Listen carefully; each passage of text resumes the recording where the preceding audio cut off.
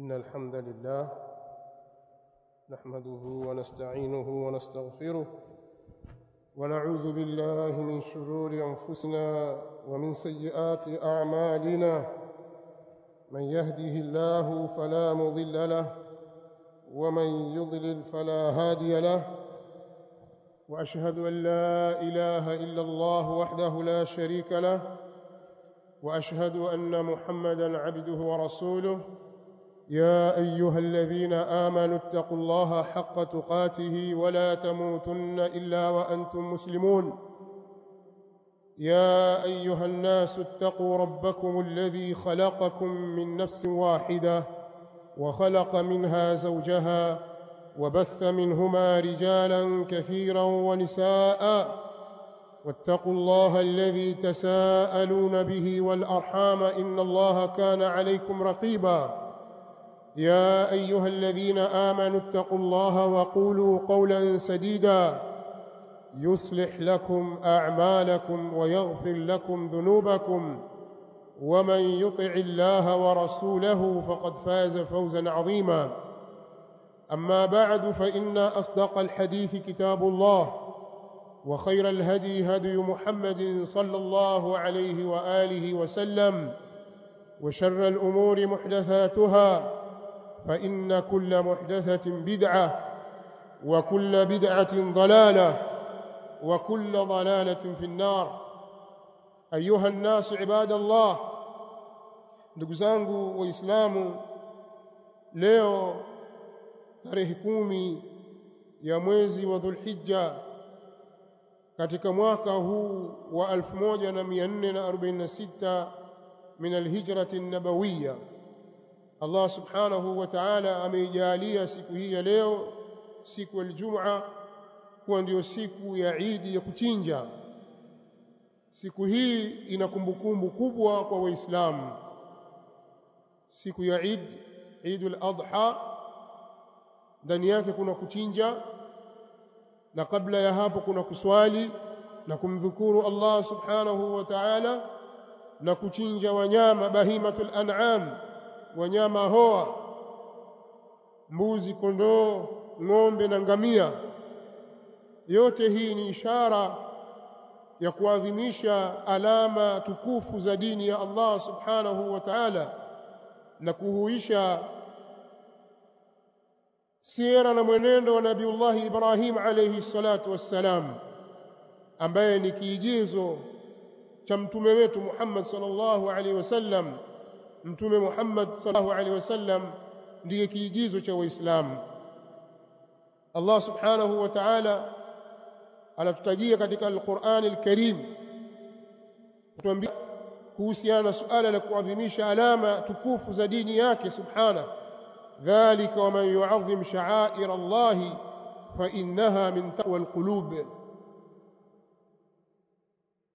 Hakika jambo liko hivyo, na yoyote atakayeziadhimisha na kuzitukuza alama tukufu za dini ya Allah subhanahu wa ta'ala, basi kufanya hivyo ni katika alama ya uchamungu uliomo katika nyoyo. Na katika alama tukufu ni sisi kuhuisha yale yaliyofanywa na Nabiullah Ibrahim alayhi salatu wassalam, ambayo ni ishara kuu ya tauhid na kumpwekesha Allah subhanahu wa ta'ala. Ibrahim alayhi salatu wassalam ndiye yule ambaye Allah subhanahu wa ta'ala amemsifu katika kitabu chake Al-Karim katika suratu An-Nahl kuanzia aya 120 hadi 123. Allah subhanahu anasema, inna Ibrahima kana ummatan qanitan lillahi hanifan wa lam yakun minal mushrikin shakiran li an'amihi ijtabahu wa hadahu ila siratin mustaqim wa atainahu fid dunya hasanah wa innahu fil akhirati laminas salihin thumma awhayna ilayka an ittabi' millata Ibrahima hanifa wama kana minal mushrikin. Allah subhanahu anatueleza katika kitabu chake kitukufu, hakika Ibrahim alikuwa ni kiongozi, tena ni mnyenyekevu kwa Allah. Ibrahim ni mwenye kuachana na mila zote, mwenye kushikamana na tauhid, na hakuwa katika washirikina. Ibrahim alikuwa ni mwenye kushukuru neema za Mola wake. Allah alimteua na akamuongoza kwenye njia iliyonyooka, yani kwenye Uislamu. Allah subhanahu wa ta'ala anaendelea anasema, Ibrahim tulimpa wema katika hii dunia, huko akhira yeye ni katika watu wema. Lakini kisha anamwambia Mtume sallallahu alaihi wasallam, kisha tukaleta wahi kwako ewe Muhammad ya kwamba ifuate mila ya Ibrahim, na Ibrahim hakuwa ni katika washirikina, ya kwamba ifuate mila ya Ibrahim hali ya kuachana na mila zote na kushikamana na Uislamu, na Ibrahim hakuwa ni katika washirikina. Mtume Muhammad sallallahu alaihi wasallam alifuata vyema mila ya Nabiullah Ibrahim alayhi salatu wassalam, akaihusia kwa umma wake, akaifundisha kwa kauli zake na vitendo vyake.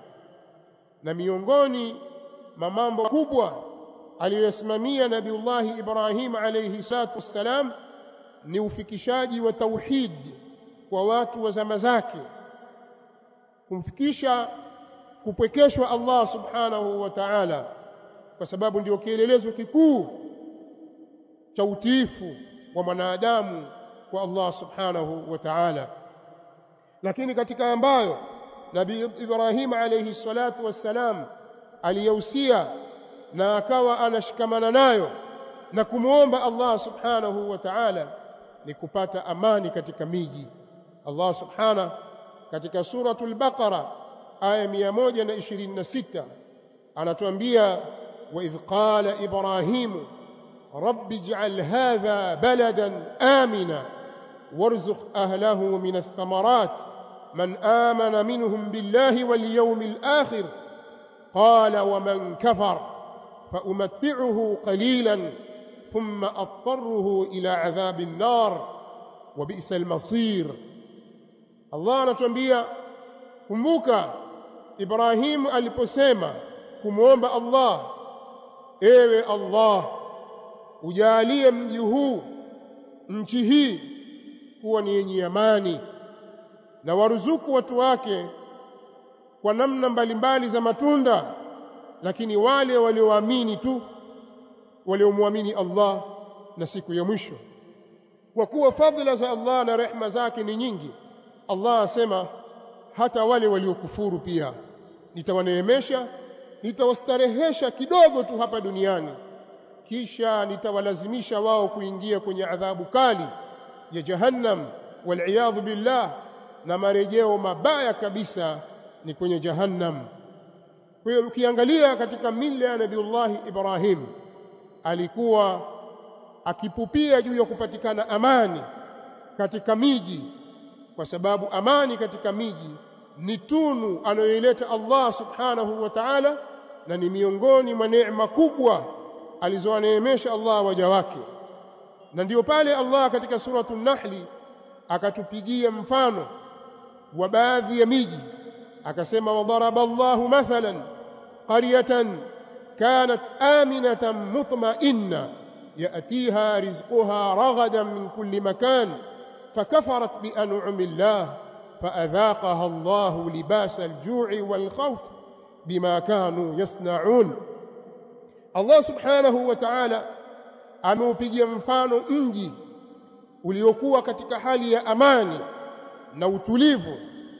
Riziki inakuja katika miji hiyo kutoka kila mahali.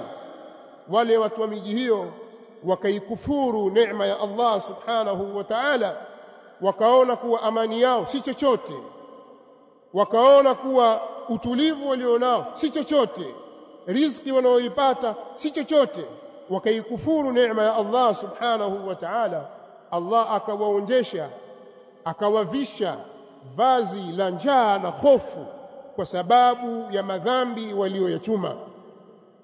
Watu kuwa katika hali ya amani ni jambo kubwa sana ambalo Uislamu umelisisitiza na kulihimiza na umetahadharisha Uislamu juu ya mchezo wowote au lugha yoyote inayoashiria uvunjifu wa amani katika jamii wanaoishi wanadamu. Uislamu umelihimiza jambo hilo na kulitilia mkazo, na Mtume sallallahu alaihi wasallam katika kulifafanua jambo hili anatuambia katika hadithi yake sahihi aliyopokea al-Imam al-Bukhari katika kitabu chake al-Adab al-Mufrad, hadithi inayosema man asbaha minkum aminan fi sirbihi muafa fi jasadihi wa indahu qutu yawmihi fakaannama hizat lahu ad-dunya bihadhafiriha. Mtume sallallahu alaihi wasallam anatuambia yule aliyeamka asubuhi akapambaukiwa asubuhi hali ya kuwa yuko katika amani kwa jamaa zake, sirbi na kusudiwa jamaa wa iyali, kwa watoto wako na familia yako na mji wako, uko katika hali ya amani, uko katika afya, kiwiliwili chako ni kizima, muafa fi jasadi lahu qutu yaumi, mtu akawa anamiliki chakula cha siku yake, huyu ni mfalme, ni kama mtu ambaye amekusanyiwa dunia yote. Fakannama hizat lahu dunya bihadhafiriha, katika riwaya biasriha. Wahasanahu al-Albani rahimahullahu ta'ala. Uislamu unalitilia mkazo jambo hili na unalitazama kwa jicho la uangalifu wa hali ya juu. Uislamu unahimiza hivyo, na pia kadhalika na yazungumza maneno haya kwa sababu ya muktadha wa hali tulionayo hivi sasa. Mbeleni katika nchi yetu tunaingia katika uchaguzi mkuu. Mambo ya uchaguzi mkuu mimi si mazungumzo yangu ya leo. Mazungumzo yangu ya leo ni kuhusiana na suala la amani na haki ambayo huzungumzwa sana na wazungumzaji mbalimbali, ima ni wanasiasa na wanaharakati mbalimbali au viongozi wa dini na watu wengine wa kawaida, ima kwenye majukwaa hadharani au kwenye media huko na mitandao mbalimbali au madhabahuni na sehemu nyingine. Watu hulizungumzia suala la amani kwa fujo, na wengine wakalizungumzia suala la haki kwa fujo, bila ya kuliwekea katika utaratibu na mpangilio wake. Sasa nazungumza kuwatanabaisha ndugu zangu Waislamu kwamba sisi miongozo yetu katika haya maisha ya dunia ni sawasawa ni mambo ya ibada au mambo yale ya kikawaida ya kijamii na mengineyo. Sisi miongozo yetu tunaichukua kutoka ndani ya Qur'an na kutoka kwenye mafunzo ya mtume wetu Muhammad sallallahu alayhi wa alihi wasallam. Lakini Qur'ani na Sunna hazizungumzi, ni lazima wapatikane watu wa kuzizungumzia kwa usahihi na kwa maana yake iliyokusudiwa. Sasa mimi nitaitumia fursa hii leo kuzungumza na nyinyi machache yanayofungamana na jambo hili. Baadhi ya viongozi au wasemaji wa dini mbalimbali na jamii mbalimbali, wao wanawalaumu Waislamu kuwa wanazungumzia amani tu, hawazungumzii haki. Nyinyi mtaka amani tu, lakini mbona hakuna haki? Mbona hamsemi kuna matukio haya na yale na yale, hakuna haki? Na haki ndiyo mimba inayozaa amani. Bila ya haki hakuna amani. Na watu wakayazungumza maneno haya kwa falsafa za hali ya juu, wakawahadaa baadhi ya watu hasa katika Waislamu, wakahadalika na wao, wakaona kwamba yale maneno yanayozungumzwa ni ya haki, na kusema kwamba Uislamu ni katika dini zinazoamrisha haki na uadilifu kwa kiwango cha juu kabisa ambacho hakijafikiwa mfano wake na mila yoyote wala dini yoyote. Uislamu unaamrisha haki na uadilifu kwa kiwango cha juu kabisa. Ndio maana Uislamu ukawataka watawala wasimamie raia wao kwa uadilifu, na kwenda kinyume na hilo ni kujiingiza kwenye maangamivu. Hebu msikilize Mtume Muhammad sallallahu alayhi wa alihi wasallam katika hadithi sahihi muttafaqun alayhi, hadithi iliyopokewa kwa sahaba Ma'qil bin Yasar. Mtume sallallahu alayhi wasallam anatuambia, ma min 'abdin yastar'ihi Allahu ra'iyatan thumma yamut yawma yamut wa huwa ghashun li ra'iyatihi harrama Allahu alayhi aljanna. Hakuna kiongozi yoyote ambaye Allah atamtawalishia, atampa nafasi ya kuwaongoza na kuwachunga raia, kisha asiwatendee haki, asiwafanyie uadilifu, akawafanyia ghishi katika uongozi wake, akafa katika hali hiyo, basi Allah subhanahu wa ta'ala atamharamishia yeye kuingia katika pepo. Haya ni makaripio makali ya Uislamu kutoka kwa mtume wetu sallallahu alaihi wasallam juu ya kuwadhulumu raia. Ni mmoja huyo aliyepewa mamlaka hayo ni mtawala wa watu wote au ni kiongozi mdogo kama amiri wa kijiji au mji au wilaya na kuendelea, au ni kiongozi wa kabila, bali hata yule anayesimamia mali za mayatima, bali hata wewe baba kwenye nyumba yako ukiwafanyia ghishi watu walio chini ya himaya yako, ni haramu juu yako kuingia katika aljanna. Kwa hiyo hadithi hii inatufundisha ya kwamba Uislamu unawataka watawala na wenye mamlaka wasimamie haki kwa raia wao na wasimamie uadilifu na wale wasiwafanyie ghishi. Lakini suala la msingi la kujiuliza, endapo mtawala hakutenda haki, akawa amemdhulumu mtu fulani binafsi au amekidhulumu kikundi fulani cha watu, je, ni yapi mafundisho ya Uislamu wakati yeye amedhulumiwa au anapohisi kwamba hakutendewa haki? Je, Uislamu unamfundisha adai haki yake kwa njia yoyote, hata kama ni kwa kumtukana kiongozi, kumdhalilisha na mfano wa mambo kama hayo? Au anatakiwa afanye migomo na maandamano, au anatakiwa afanye uasi na awahamasishe watu kufanya uasi? Jawabu, hapana. Lakini pia kabla ya kuendelea na jawabu la hapana, nataka kuwafahamisha kwamba haya tunayozungumza hatuzungumzi kwa msukumo wowote wala kwa ushawishi wa mtu yoyote wala kutumikia agenda ya mtu yoyote. Haya tunayozungumza ni mafundisho ya mtume wetu Muhammad sallallahu alaihi wasallam. Tunayozungumza sasa na tuliyozungumza kabla haya na mengine zaidi ya haya, bila ya kumwogopa yoyote, bali ukifuatilia utaona ndiyo utaratibu na ndiyo njia wanaoifuata watu wenye kujinasibisha na njia ya wema waliotangulia, kuanzia maulama wao mpaka wanafunzi wao na walinganizi wao. Hii ndiyo njia yao. Nchi yoyote utakapokwenda utakutana na watu wenye kujinasibisha na njia ya wema waliotangulia.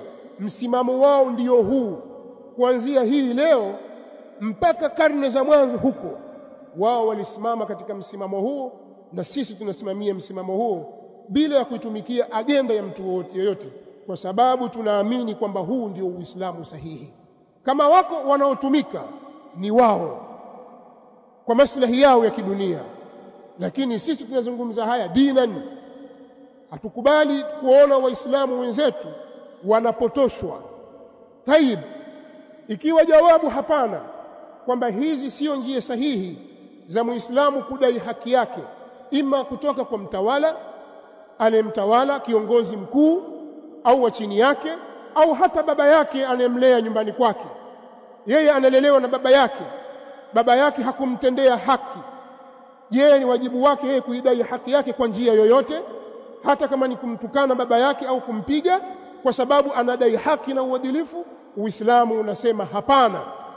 Uislamu umetuwekea utaratibu, ima moja mambo mawili: uvumilie juu ya dhulma ile unayofanyiwa na usimame katika utiifu na uadilifu kwa Allah subhanahu wa ta'ala, bila ya kukubali kutii kwenye maasi, na huku haki yako ukiwa umevumilia hukutendewa kwa wakati ule.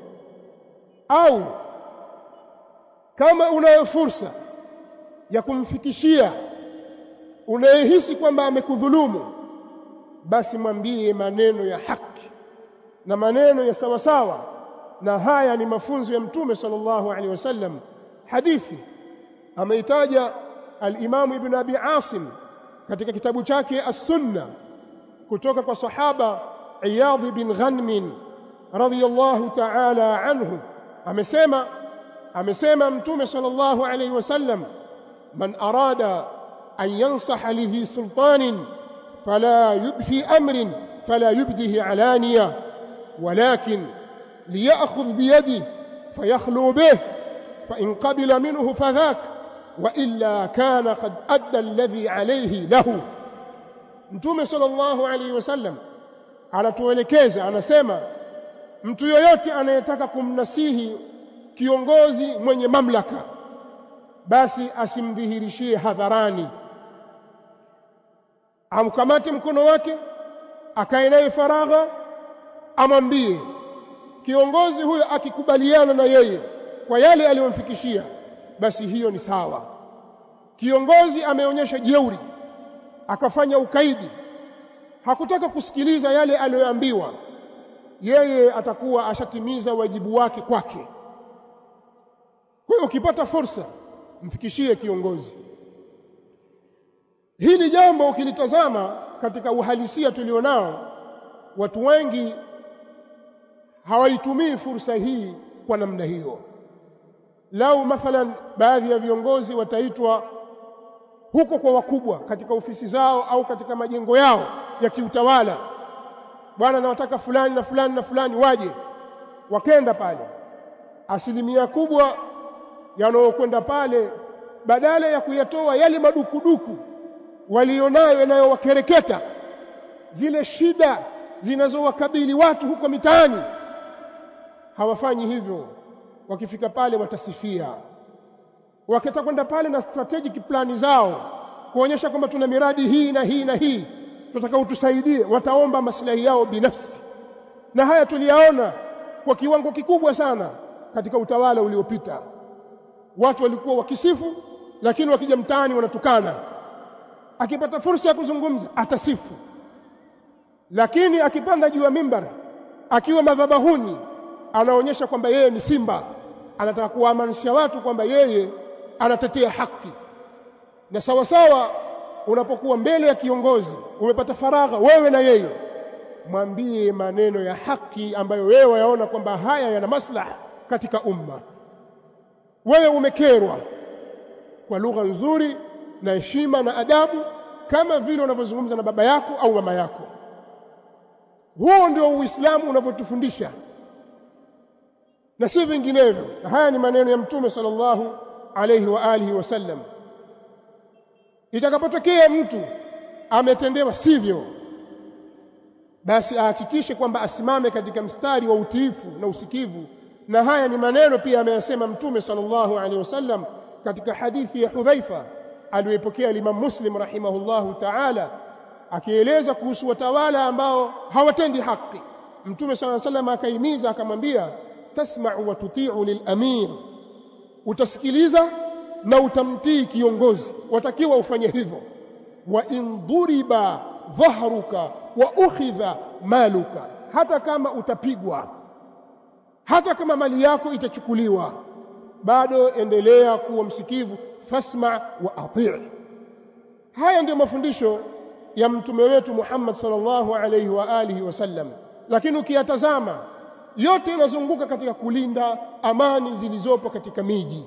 Haki idaiwe, na kuna njia zake za kuilinda na kuisimamia haki. Kwa hiyo kwa misingi hii ndipo pale Uislamu unapotofautiana na fikra zinazoitwa fikra za kidemokrasia. watu kujitokeza hadharani au huko mitandaoni au madhabahuni au majukwani na kuanza kuwatusi viongozi na kuwakashifu kwa kisingizio cha uhuru wa habari na demokrasia na kudai haki. Uislamu kwenda nukta hii unapingana na jambo hili. Hata kama katiba yasema hivyo, Uislamu wakwambia la. Sasa wewe angalia, utafuata katiba au utafuata mafunzo ya Mtume sallallahu alaihi wasallam?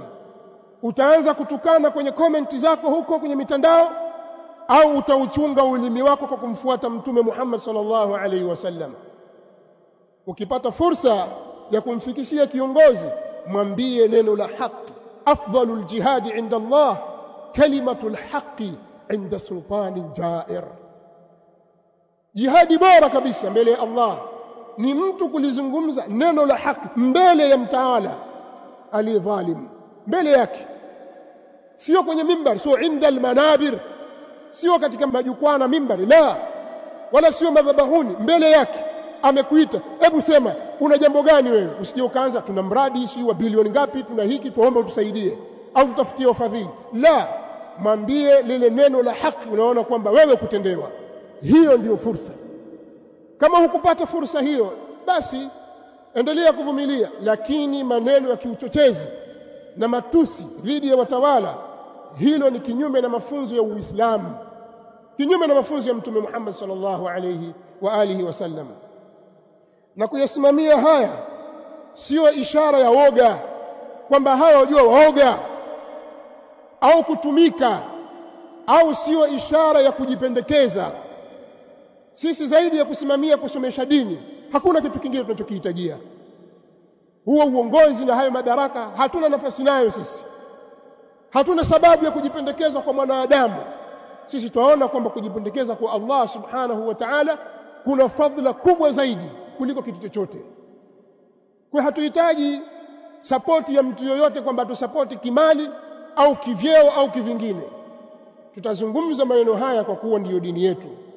Tuliwahi kuyasema haya yakatugharimu, lakini sisi hatutajaribu kurudi nyuma.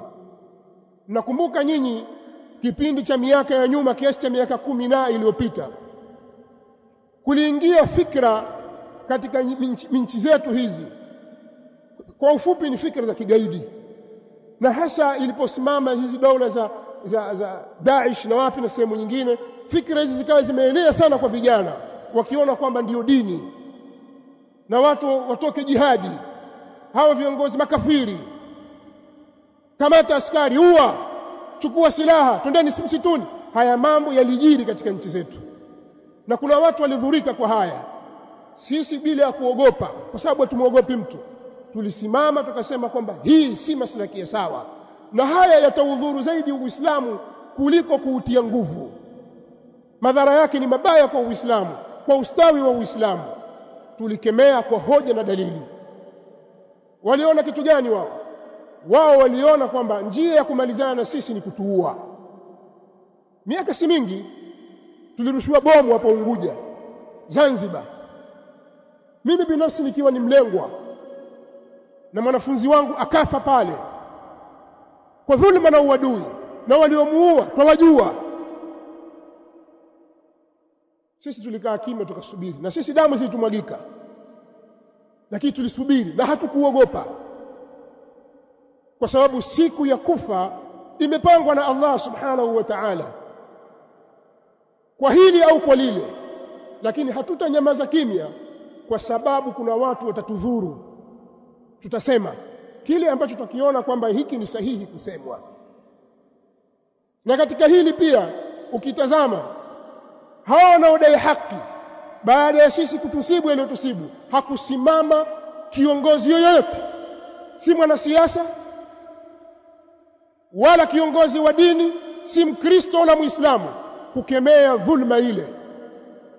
Kwa sababu sisi ni ng'ombe, sisi ni kuku, sisi ni wanyama, hatuna haki sisi ya kutetewa. Hata ng'ombe pia ana haki zake.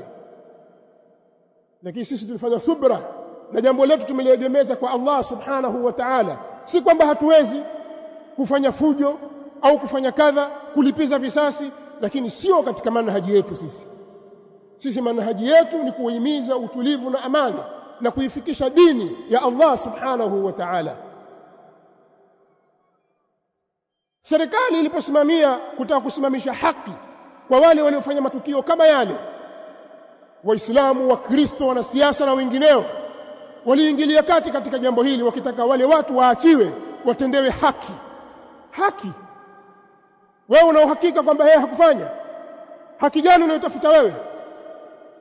Yule mtu ameuawa pale, ameacha watoto wadogo miaka 12 iliyopita, wewe uliwalea hawa mayatima, haki gani unayotafuta wewe? Kwa hiyo narudia tena, hatuzungumzi haya kwa kutumika, na wala sisi hatuogopi. Sisi tutasimama kueleza yale tunaona ambayo kwamba haya ni haki, pamoja na kwamba yatatugharimu na yaliwahi kutugharimu, lakini ndiyo njia yetu, hatuna nyingine la kulisema.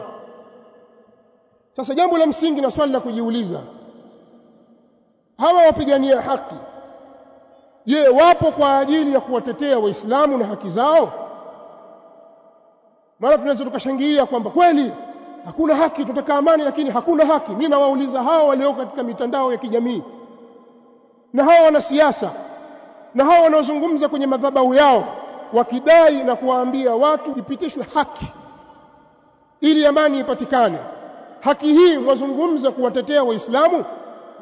Kwani Waislamu si walalamika mara ngapi kuhusu haki zao? Kwa mfano, sote sisi ni Watanzania, mababu zetu walisimamia kupigania uhuru wa nchi hii. Waislamu, ukiangalia orodha ya wapiganiaji uhuru katika nchi hii ni wazee wa Kiislamu kwa 98%. Nchi imepata uhuru, mtawala aliyeingia akawa si Muislamu, alikuwa kwa dhahiri anapinga udini na ukabila, lakini waulizeni maswali. Ilipokuja suala la kugawa keki ya taifa na kodi za walalahoi wakiwemo Waislamu, si serikali ilikaa na viongozi wa kanisa wakapitisha mkataba wa kwamba makanisa yapewe fungu kutoka serikalini? Si ndio hiyo memorandum of understanding? Miaka zaidi ya 30 wanachukua gawiwa kutoka serikalini. Waislamu wamelalamikia hili, wapigania haki, mko wapi? Waislamu hawana haki? Waislamu ni mbuzi katika nchi hii? Waislamu si raia wa daraja la pili. Kwa hiyo mnapozungumza mambo ya haki, hebu kuweni waadilifu. Si kwamba akishaingia mtawala Muislamu tayari mnaanza kuleta chokochoko na maneno mengi na kashfa na kujiona kwamba nyinyi mna haki kuliko wengine. La, sisi Waislamu ni nchi yetu hii, tuna haki nayo. Yale watakayopata wengine na sisi tupate. Iko haki ya kudai hili kwamba na sisi tupewe kama zile walizopewa wenzetu tangu miaka ile mpaka leo, tulipwe, alafu tuanze tena moja. Hili lingesimamiwa na mashirika ya kimataifa na ya kitaifa na wanaharakati na wapigania haki za kibinadamu na usawa wa kijinsia, na hawa wanaoko madhabahuni na wanasiasa wangelipigania hili. Waislamu mara ngapi wanadai mahakama ya kadhi na nyinyi mnaikinga? Sasa hii itagharimu bajeti ya nchi na pesa mnazipata nyinyi. Sasa msije mkadanganywa na hawa watu wanaozungumza eti wataka kupigania haki. Hawa wanapigania ukubwa wao, wanapigania madaraka, wanapigania maslahi, na wakipewa maslahi watakaa kimya. Leo ukiangalia katika teuzi serikali tangu wakati baada ya uhuru mpaka leo, kwa asilimia kubwa sana Waislamu wanatengwa katika hili. Sizungumzi uchochezi, lakini Waislamu wako kimya. Linaweza likaja baraza la mawaziri watu 20 au watu 30, basi 26 wote wakawa sio Waislamu, Waislamu 4 tu, na Waislamu wakakaa kimya. Nyinyi mnaweza? Watu wa haki mko wapi? Lini Waislamu walifanya fujo kwa sababu hiyo? Kwenye vyuo vikuu leo inasemekana kwamba katika chuo kikuu, baadhi ya vyuo vikuu hapa nchini vya serikali, basi vijana wanaokwenda katika vyuo hawafiki, wa Kiislamu hawafiki 20%, hawajawahi kuvuka. hawana haki. Au mtuona sisi hatujui, malofa tu tunajua, lakini inayotufunga sisi ni dini yetu. Kwa hiyo tuheshimiane katika mambo kama haya ya msingi. Msilete chokochoko katika nchi hii mkataka kuharibu amani ya nchi kwa sababu tu aliyeko madarakani ni Muislamu. Hatuja kusikia sisi watetezi wa haki za binadamu au wanaharakati wakizungumza mambo hayo. Ndugu zangu katika imani, labda pengine nimezungumza kwa jaziba sana, lakini lengo na madhumuni ni kuufikisha ujumbe huu kwenu kwamba sisi Waislamu hatutaki kusemewa, wala hatutaki sisi kutokeza watu wasiokuwa katika sisi wakijifanya wataka kupigania haki zetu. Tuwaulize, siku zote walikuwepo wapi wakati Waislamu wakinyanyasika na wakiomba haki zao? Wao walikuwa wako wapi? Mbona kuna watu kadha wa kadha waumia? Haya yalipita katika tawala zilizopita, na mikutano ya hadhara ya siasa ikapigwa marufuku. Hatukuona matamko kutoka katika kanisa wala wapi. Hii inatupa tafsiri ya kuonyesha kwamba hapa pana udini, jambo ambalo sitaki kulizungumzia. Mimi nazungumza na Waislamu wenzangu wale madhubuti katika jambo hili, hasa vijana. Tusitekwe na fikra za watu wasiokuwa katika sisi, kwa sababu sisi tuna muongozo kutoka kwa mtume wetu Muhammad sallallahu alayhi wa alihi wasallam. Mashekhe na maulama wa Kiislamu walitahadharisha mambo kama haya katika nchi mbalimbali. Ukiangalia kule Algeria, katika hii Afrika, ukiangalia Algeria na watu walipojazana maneno kwamba maisha yamekuwa magumu, tusikubali, lazima huyu atoke, watu wakafanya migomo, wakafanya na maandamano, wakaingia kwenye vita. Nchi za magharibi zachochea. Kadhalika Tunisia ilitokea hayo, kadhalika Libya ilitokea. Libya ni mfano mzuri kabisa. Libya ilikuwa katika neema na kilele cha maendeleo, hasa katika maisha ya kawaida ya watu, hasa katika upande wa maisha ya mujtamaa wa watu, jamii, miundo mbinu, barabara, maji, umeme, mawasiliano mbalimbali, huduma za kijamii kama hospitali, mashule. Walikuwa wamewekeza kwa kiasi kikubwa mno, bali kushinda baadhi ya nchi za Europe.